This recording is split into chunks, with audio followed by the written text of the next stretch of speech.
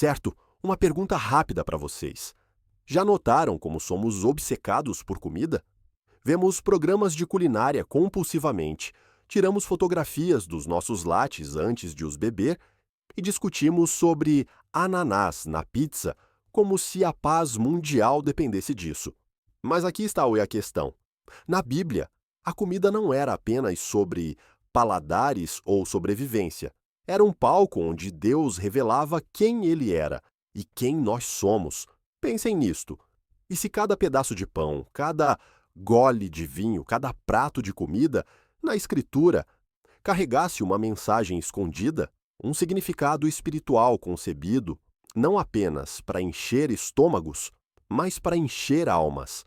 Agora, imaginem que estão a passear hoje num mercado de agricultores, frutas empilhadas, pão fresco a fumegar, especiarias a encher o ar. E se eu vos dissesse que cada alimento que vem tem um paralelo na Bíblia que nos ensina sobre confiança, sacrifício, disciplina, salvação ou até mesmo vida eterna? E aqui está a parte fascinante. A comida é universal, todos comemos. Não importa de onde são ou em que período vivem, podem relacionar-se com a fome, o desejo, a satisfação. É por isso que, quando Deus escolheu falar, Ele frequentemente o fez através da comida. Portanto, preparem-se, porque hoje não vamos apenas falar sobre o que as pessoas comiam na Bíblia. Vamos desvendar como cada refeição apontava para algo muito maior. No final, nunca mais olharão para o vosso prato de jantar da mesma forma. Imaginem isto. Acabaram de sair da escravidão no Egito. Toda a vossa vida esteve acorrentada ao horário de outra pessoa, ao chicote de outra pessoa. E agora, liberdade. Mas a liberdade vem com um problema. Estão no meio de um deserto, sem colheitas, sem supermercados, sem entregas de comida, apenas areia, calor e fome. Essa é a cena em Êxodo 16. O povo de Israel começa a murmurar, porque, sejamos honestos, a fome deixa toda a gente rabugenta. E em vez de os repreender, Deus decide, literalmente, fazer chover comida. Todas as manhãs, flocos finos apareciam no chão. Chamaram-lhe maná, que basicamente significa: o que é isto?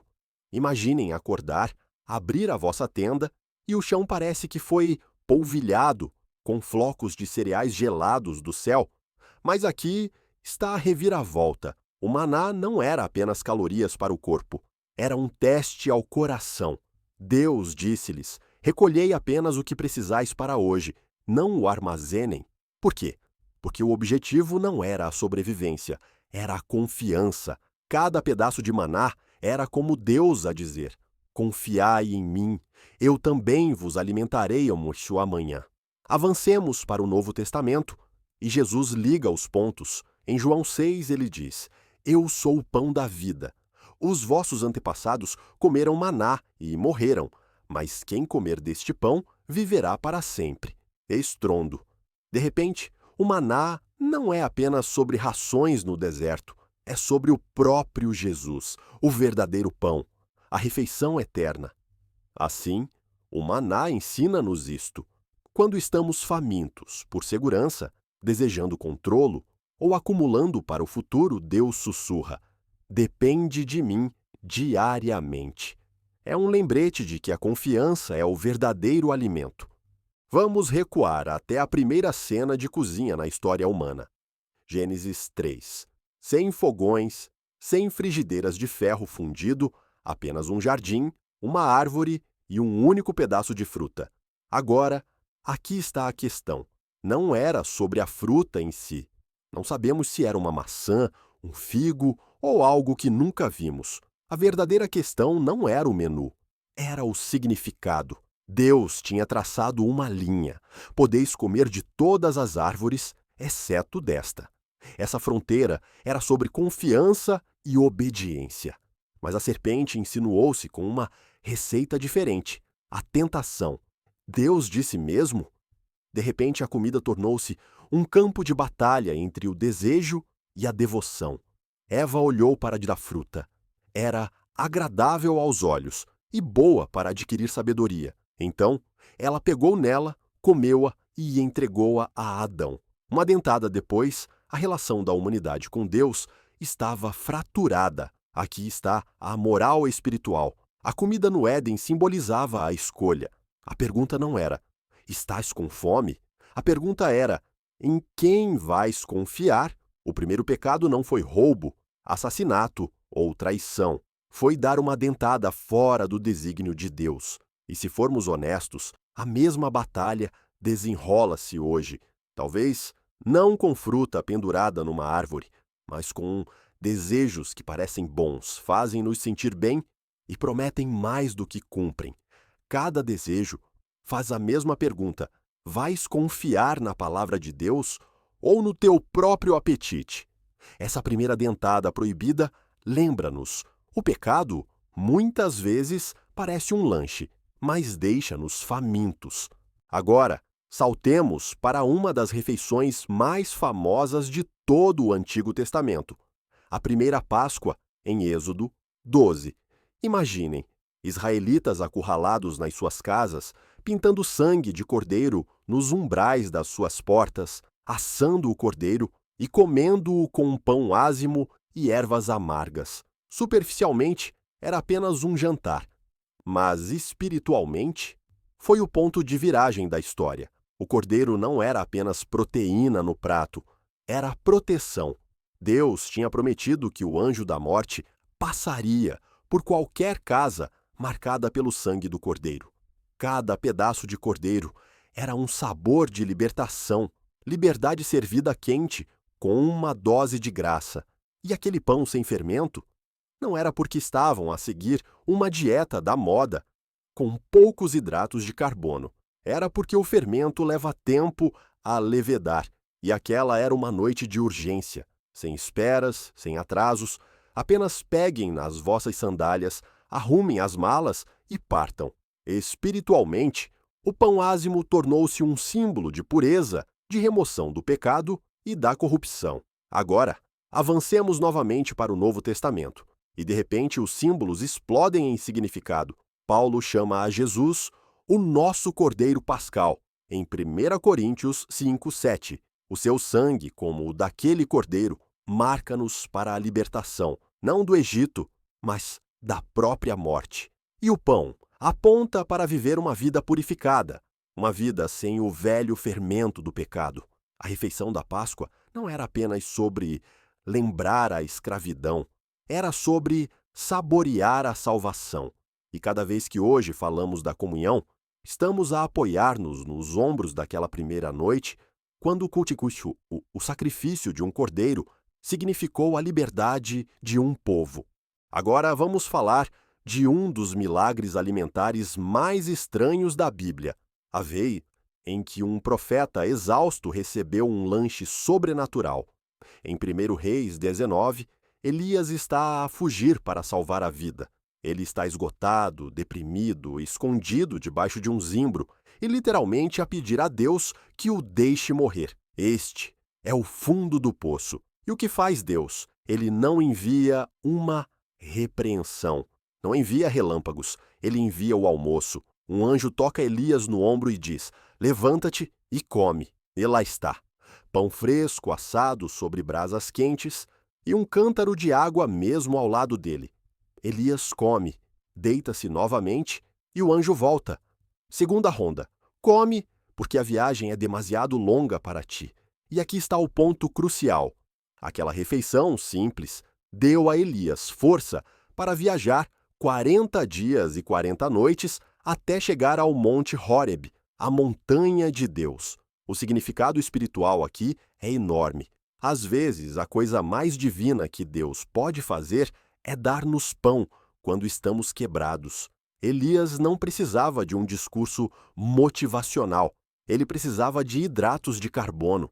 Deus estava a dizer: eu vejo a tua fraqueza, eu te sustentarei. Aquele pão não era apenas combustível para o seu corpo. Era prova de que o cuidado de Deus é pessoal, terno e oportuno. E isso não nos toca hoje. Quando estamos exaustos, quando a fé parece fraca, Deus ainda providencia. às vezes é um versículo, às vezes é o encorajamento de um amigo, às vezes é literalmente uma refeição na mesa que não tínhamos a certeza de que teríamos. Mas cada pedaço disso é a maneira de Deus dizer: continua, eu estou contigo. Agora, mudem de cena para o Ibaio e a Babilônia, onde Daniel e os seus amigos são levados para a corte do rei. Oferecem-lhes comida real diretamente da cozinha do palácio, carnes suculentas, vinho farto, o tipo de coisas pelas quais as pessoas matariam naqueles dias. Mas Daniel faz algo chocante. Ele diz: não, Paulo, obrigado. Deem-nos apenas vegetais e água. Por quê? Não era porque Daniel estava a experimentar um plano alimentar da moda. Era porque a comida do rei estava ligada à adoração de ídolos e ao compromisso cultural. Comê-la significaria misturar-se, perder a sua identidade e curvar-se ao sistema. O prato de Daniel tornou-se o seu protesto. 10 dias depois, Daniel e os seus amigos pareciam mais saudáveis do que todos os outros que se regalavam no banquete do rei. Deus honrou a sua escolha. Aquela refeição simples de vegetais e água não era apenas sobre nutrição, era sobre devoção. Cada dentada era uma declaração: eu pertenço a Deus, não à Babilônia. Aqui está o significado espiritual. Às vezes, a coisa mais santa que podem fazer é dizer não ao banquete que o mundo vos apresenta, escolher a simplicidade em vez do compromisso, a disciplina em vez da indulgência, a fidelidade em vez de se encaixar. E isso atinge-nos hoje, não atinge? Cada cultura tem o seu próprio banquete, seja fama, dinheiro ou estilo de vida. Mas às vezes, seguir a Deus significa afastar o bife do rei e escolher o prato humilde, não porque parece apetitoso, mas porque o honra. A história de Daniel lembra-nos: a comida não é apenas sobre o que entra no vosso corpo, é sobre o que molda a vossa alma. Agora chegamos a uma das histórias de comida mais famosas da Bíblia. Jesus a alimentar os 5.000, em João 6, imaginem a cena. Uma multidão enorme, faminta e inquieta, com nada além do almoço de um rapaz: 5 pães e 2 peixes. No papel, é uma receita para a desilusão. Mas nas mãos de Jesus, tornou-se um banquete que deixou todos saciados com cestos de sobras. Mas aqui está a questão. Este milagre não era apenas sobre resolver uma crise de catering. Era uma parábola viva. O pão e o peixe tornaram-se símbolos de algo muito mais profundo: a abundância de Deus face à carência humana. Jesus estava a mostrar-lhes, e a nós, que ele não apenas satisfaz necessidades, ele multiplica bênçãos. E então Jesus leva isso mais longe. Logo após o milagre, ele declara: eu sou o pão da vida. De repente, a multidão percebe: não era apenas sobre pão na encosta. Era sobre pão eterno, alimento para a alma, o tipo que não estraga, não acaba, não vos deixa com fome novamente. O significado espiritual? Simples, mas profundo. Quando trazeis o vosso não é suficiente a Jesus, ele transforma-o em mais do que suficiente. O pão, nesta história, torna-se um sinal que aponta para o próprio Cristo, aquele que satisfaz a fome que nenhuma refeição pode tocar. Então, da próxima vez que sentirem que os vossos recursos, a vossa fé ou até a vossa esperança são demasiado pequenos, lembrem-se do almoço do rapaz. Nas mãos de Jesus, um pouco torna-se limitado. E agora, chegamos a uma das refeições mais sagradas alguma vez registradas, a última ceia. Imaginem Jesus reunido com os seus discípulos num aposento superior tranquilo, na noite anterior à sua crucificação.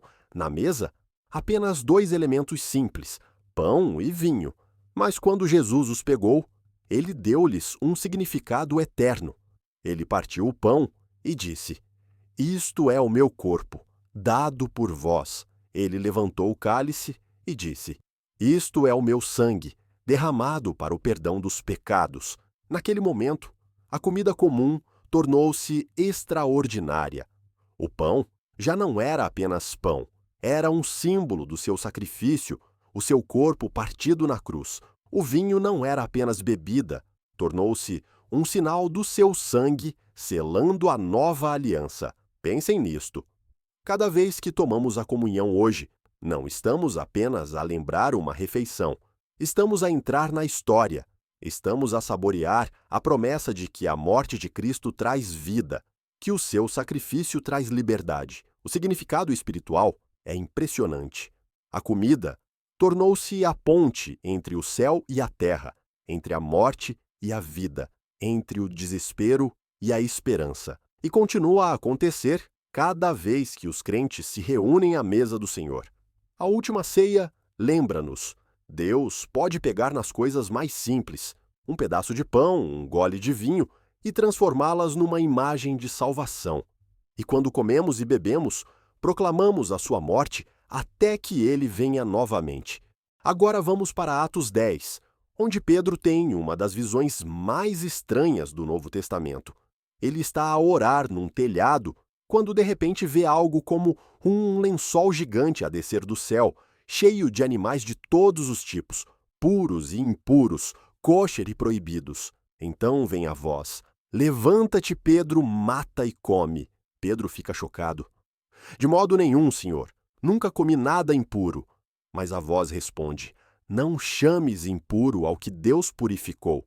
E isto acontece 3 vezes. À primeira vista, parece que Deus está apenas a dar permissão a Pedro para expandir o seu menu. Mas a comida era simbólica de algo muito maior. Logo após a visão, Pedro é enviado à casa de Cornélio, um gentio. De repente, ele percebe: a visão não era sobre dieta, era sobre destino. Deus estava a declarar que o evangelho não é apenas para judeus, é para todas as nações, todas as pessoas. A comida tornou-se uma metáfora. Puro versus impuro já não era sobre animais, era sobre as paredes que dividiam a humanidade. Em Cristo, essas paredes estavam a cair. Todos foram convidados para a mesa. E esse é o significado espiritual. Deus usou a comida para anunciar a quebra de barreiras, a expansão do seu reino, a inclusividade radical do seu amor.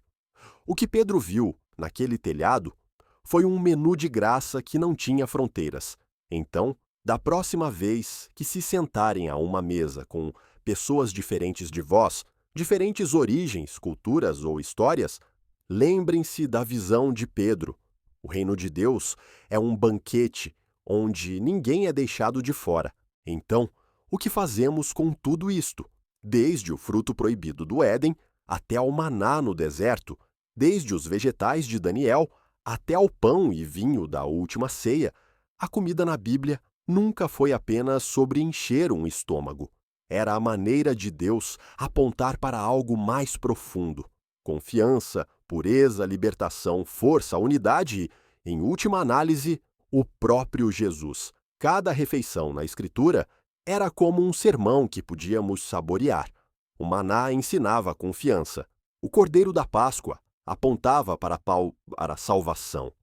O pão de Elias mostrava o cuidado de Deus pelos cansados. Os vegetais de Daniel gritavam lealdade num mundo de compromisso. E Jesus, o pão da vida, ofereceu-se como a única refeição que satisfaz para sempre. E aqui está o desafio para nós hoje. E se olhássemos para as nossas próprias refeições de forma diferente? E se o vosso café da manhã vos lembrasse das novas misericórdias de Deus todos os dias? E se partir o pão ao jantar vos fizesse pensar no corpo partido de Cristo? E se estar sentado com amigos vos lembrasse do banquete que espera na eternidade? Vejam, a comida é comum, mas nas mãos de Deus torna-se sagrada, torna-se um lembrete de que Ele é quem sustenta, liberta e satisfaz. Então, da próxima vez que se sentarem para comer, não agradeçam apenas a Deus pela comida no vosso prato. Perguntem-lhe o que Ele vos está a ensinar através dela, porque cada dentada tem o potencial de vos apontar de volta para o pão da vida. E agora, quero ouvir-vos. Qual história de comida na Bíblia vos toca mais? Deixem nos comentários. Adoraria ver as vossas respostas. E se conhecerem alguém que precisa de uma nova perspectiva sobre a palavra de Deus, partilhem este vídeo com eles. Não se esqueçam de carregar no botão de gostar, subscrever para mais aprofundamentos na Bíblia e fiquem atentos, porque da próxima vez vamos desvendar outro tema surpreendente que percorre toda a Escritura. Então, aqui é onde tudo se junta, desde os molhos de cereal de José até as visões de João de um novo céu e nova terra. Cada sonho e visão na Bíblia diz-nos a mesma coisa. Deus não está em silêncio. Ele fala na história humana, às vezes no meio da noite, às vezes das maneiras mais estranhas, mas sempre com um propósito. Sonhos tu salvaram nações da fome.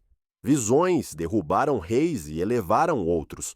Mensagens noturnas deram coragem a profetas, direção a apóstolos e esperança a pessoas comuns que pensavam que a sua história tinha acabado. E no centro de tudo, cada sonho e cada visão apontam para a mesma verdade. O reino de Deus é imparável e a sua presença está mais próxima do que pensamos. Aqui está o que isso significa para si. Talvez tenha tido um sonho que o marcou por dias, ou talvez nunca lhes tenha dado muita atenção. De qualquer forma, a Bíblia lembra-nos que Deus pode usar os espaços mais silenciosos da sua vida para lhe mostrar que Ele ainda está a escrever, ainda a guiar, ainda a interromper a história com a sua voz. Então, deixo-lhe com isto. Qual sonho bíblico mais o intriga? É a escada de Jacó a alcançar o céu? As feras e reinos de Daniel?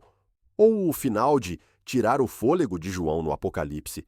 Deixe nos comentários, quero saber qual deles capturou a sua imaginação. E se esta jornada pelas visões e sonhos da Bíblia lhe deu uma nova perspectiva, clique no botão Gosto. Partilhe isto com um amigo que tenha curiosidade sobre os mistérios da Escritura. E não se esqueça de subscrever para não perder o próximo mergulho profundo. Porque aqui não apenas explicamos a Bíblia, descobrimos como ela ainda fala, mesmo no meio da noite.